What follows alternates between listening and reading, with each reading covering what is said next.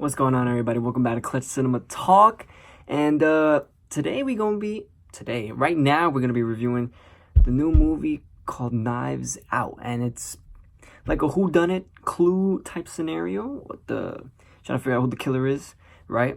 And it's directed by Ryan Johnson, aka the man who single-handedly broke the Star Wars fan base in half. Yes, him. I have so much to say about The Last Jedi, but we're not getting into it in this video. Yeah. From the trailers, I don't know if you've seen the trailers, the ones with the Rotten Tomato, where they put the Rotten Tomato score and it's like 99, we got a 99, we got a 99. Whenever that happens for trailers, I'm already 1000% skeptical of what the movie's gonna be. I feel like they're literally gassing. You're using critic scores to boost up your movie. That's cheating. That is cheating. I never liked it.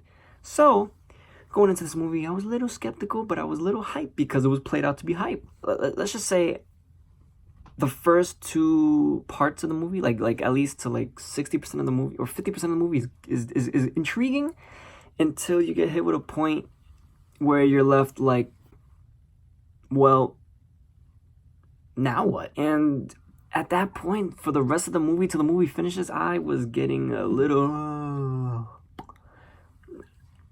it didn't stick the landing for me. It went up in the air and you're like, oh, and it came down and broke his legs. That's the way I'm putting it. The ending was meh, and I guess I was waiting for, like, you know how like in these clue movies there's like a kind of moment, and at the end I was just watching it like, okay, all right, okay. It didn't satisfy me at the end. It was kind of bothering me at the end, and I left the movie theater. I'm like, well, you know, at least The Irishman is on Netflix and I could watch that today. It just didn't feel satisfying. I didn't like the conclusion, and there was like a hanging clue throughout the movie, and it was bothering me how there was never even being brought up until the end. And I was like, really, are you serious? No one even asked about this. Acting wise, you know, Daniel Craig's in this,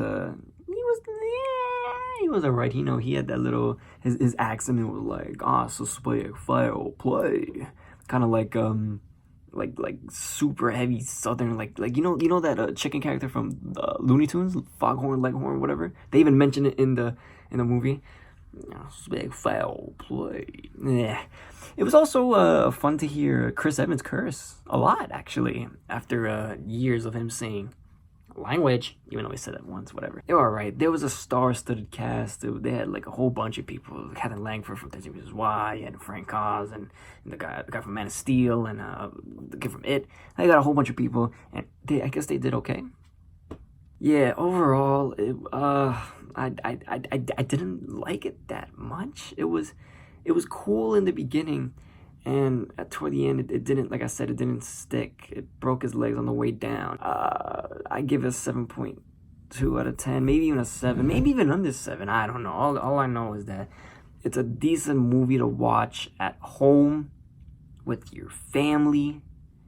At home, you don't gotta go out to see this, even though it's super duper hype and everyone's talking about.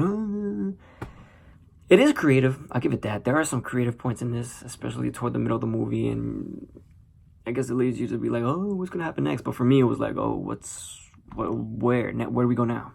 Don't spend your money on it. It's okay. Just wait. Watch Frozen for the 5th time. That's what you should do. Oh yeah, this has been a review with KC from Clutch Cinema Talk. Make sure you get your post notifications on. That way you won't miss a review or anything surprising. Look, I got my glasses on this time. I completely forgot about my last review.